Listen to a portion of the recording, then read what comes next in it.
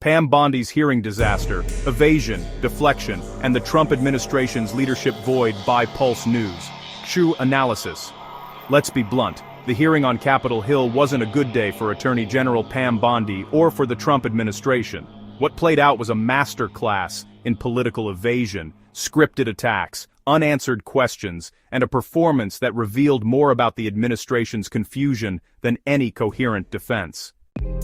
The strategy that backfired. When Bondi appeared before the Senate, it was obvious she'd been handed talking points and marching orders. Avoid questions, blame the FBI, attack the questioner.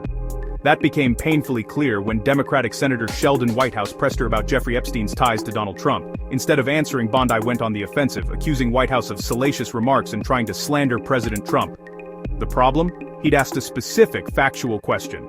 Whether the FBI found photographs allegedly showing Trump with underage women. Bondi didn't or wouldn't answer.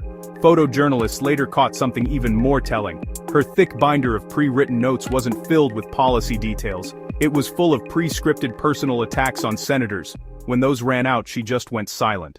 Dodging accountability, Bondi's testimony became a loop of ask the FBI, even on issues under her own department's authority. When senators questioned her about reports that Trump's border czar, Tom Homan, allegedly accepted a $50,000 cash bribe from undercover agents, Bondi refused to confirm even the existence of the tape showing the exchange. "You would have to talk to Director Patel about that," she repeated, again and again. It was an absurd response. The FBI reports directly to her.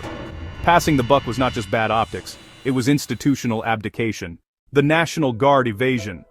The same pattern showed up when Bondi was asked why National Guard troops were being transferred from Texas to Illinois. Instead of explaining the administration's rationale, she launched into partisan theatrics, accusing senators of hating Trump and shutting down the government. Not one sentence of that addressed the actual question. It was political theater replacing governance. ACO. Party in power that pretends it isn't. Here's the real kicker. Republicans control every branch of government, the White House, the Senate, the House, and a 6-3 majority on the Supreme Court, yet their entire communication strategy still revolves around victimhood, blaming Democrats for chaos they themselves created. It's as if they've built an entire political identity on being the opposition, even when they're the ones running everything.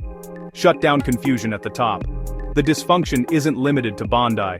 The same confusion runs through the White House itself. Trump's handling of the government shutdown has been chaotic and contradictory. When asked about nationwide flight delays caused by the lack of air traffic controllers, he first blamed Democrats, then claimed there were no delays, and then shrugged it off as standard. That's not a message. That's a meltdown in real time. A day later, Trump told reporters he was negotiating with Democrats to restore Affordable Care Act subsidies, a claim both parties quickly denied. When challenged, he reversed course again, saying Republicans wouldn't negotiate those subsidies at all. Even members of his own party seemed lost. Senate Majority Leader Mitch McConnell couldn't explain Trump's latest position when pressed by reporters. "I don't know the answer to your question," he admitted. Russ Vought's power grab. Amid the chaos, one man seems to be quietly calling the shots.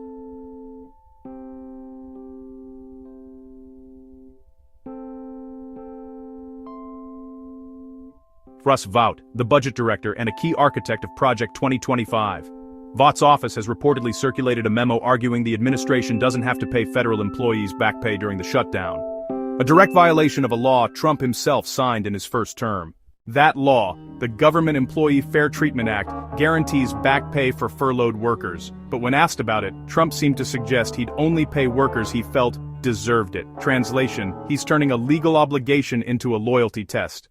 The president as bystander. At this point, even fellow Republicans admit Trump doesn't seem to understand the details of the crisis he created. Senator Mark Kelly summed it up bluntly. It didn't even seem that he understood what these premium tax credits were.